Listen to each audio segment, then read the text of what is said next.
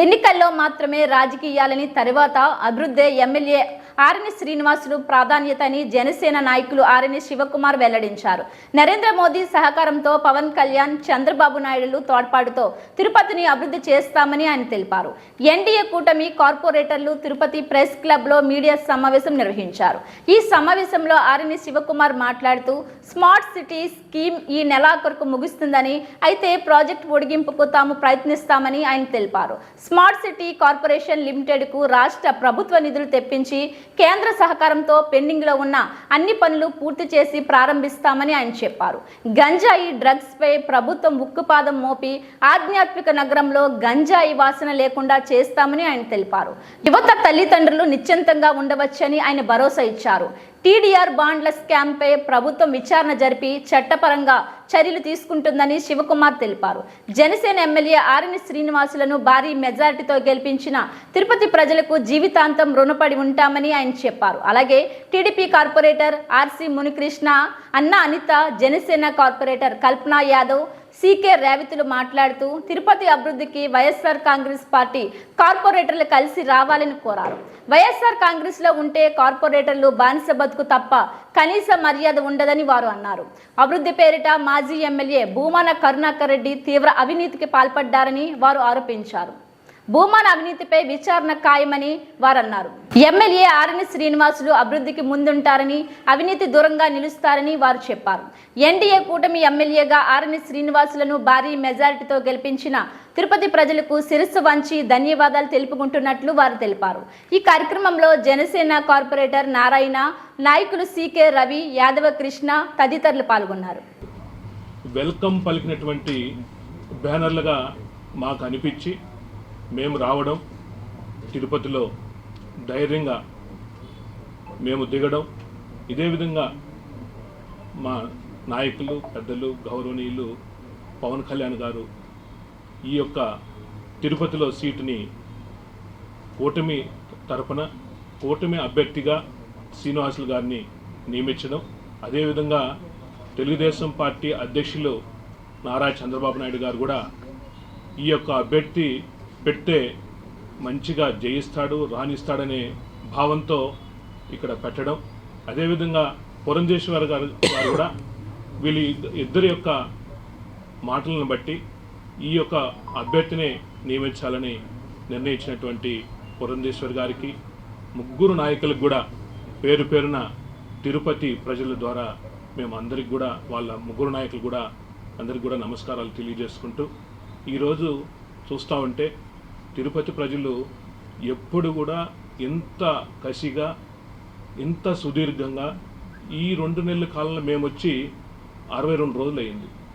అంటే ఎలక్షన్ అయ్యే రోజుకి, ఎలక్షన్ 17వ తారీఖు మాకు 62 రోజుల కాలం ఉంది. ఈ 62 రోజుల్లో అందరూ కూడా మీరు 5,000 నుంచి 10,000, 15,000 లోపల గెలుస్తారంటా ఉంటే, మాకైతే తిరుపతి ప్రజల మీద నమ్మకంతో మేము ఒకటే అనుకున్నాం, 30,000 నుంచి 40 ఓట్ల మెజార్టీతో మేము గెలుస్తామనుకున్నాం. కానీ ఈ 62 రోజులకు 62,000 ఓట్లు రావడం అని అంటే ఏదో పూర్వజన్మ సుకృతంగా ఆ భగవంతుడు, ఆ దేవదేవుడు, ఆ శ్రీనివాసుడు ఆ నేనుండి భగవంతుడుగా ఇక్కడ ఏమి మానవ రూపంలో నేను నుంచి చేయలేను కాబట్టి ఆ శ్రీనివాసుడు ఈ శ్రీనివాసుల్ని ఇక్కడ తిరుపతికి రప్పించి, నువ్వు ఈ అవినీతిని, అధర్మాన్ని పారద్రోలనే ఉద్దేశంతో ధర్మం ధర్మో రక్షిత అని, ఆ ధర్మాన్ని కాపాడాలి, అవినీతిని పారద్రోలాలి, అధర్మాన్ని పారద్రోలాలి అనే ఉద్దేశపూర్వకంగా ఈరోజు ఆ దేవదేవుడు, ఆ శ్రీనివాసుడు ఈ శ్రీనివాసుల్ని ఇక్కడికి రప్పించాడనే ఉద్దేశంతో అందరూ కూడా ప్రజలు నమ్మి 62,000 ఓట్లు రావడం అంటే మాకు ఇప్పుడు చెప్తా ఉంటే ఒళ్ళంతా కూడా అట్లే జలుపురిస్తూ ఉంది. 1956 సంవత్సరం నుంచి ఇప్పటి వరకు చరిత్ర చూస్తూ ఉంటే ఏ ఒక్కరు కూడా గెలుపుకు ఇంత మెజార్టీకి నాంది పలకనటువంటి వ్యక్తుల మధ్యలో ఆ శ్రీనివాసుని రప్పించి 62,000 ఓట్ల మెజార్టీ తెప్పించాడంటే ఇదంతా కూడా తిరుపతి ప్రజల యొక్క కృషి అని కూడా తెలియజేస్తున్నాం. ఇది కాకుండా ప్రజెంట్ ఇప్పుడు ముఖ్యమంత్రిగా ఉన్నటువంటి జగన్మోహన్ రెడ్డి, ఆయన ఇంతకు ముందు ఉన్నటువంటి ముఖ్యమంత్రిగా ఉన్నటువంటి వ్యక్తికి 61,000 వస్తే మెజార్టీ, ఇక్కడ 62,000 రావడం తిరుపతి ప్రజలు ఎంత కసిగా ఉన్నారనేసి కూడా దీనికి నిదర్శనం అనేసి కూడా తెలియజేస్తున్నాం. ఇది కాకుండా ఈ డ్రగ్స్ మాకు ఫస్ట్ నుంచి కూడా ఈ తల్లిదండ్రులు ఎవరైతే ఆ బిడ్డలు డ్రగ్స్కి అలవాటు పడి ఉండారో వాళ్ళు అలవాటు పడినటువంటి తల్లిదండ్రులు చాలా ఇబ్బందులు పడినారు. ఏంది ఇది డ్రగ్స్ మయమైపోతా ఉంది. ఇక్కడ ఉన్నటువంటి యూనివర్సిటీలు అయితే ఏమి స్కూల్లో అయితే చదివించుకోలేకుండా ఆ డ్రగ్స్కి అలవాటు పడిపోయి బిడ్డలు ఇబ్బంది పడతా ఉంటే పక్క రాష్ట్రాలకు పక్క ఊర్లకు పంపించి ఆ డ్రగ్స్కు అలవాటు పడిపోయినటువంటి వ్యక్తుల్ని ఏ విధంతో కాపాడుకోవాలని అన్నారు.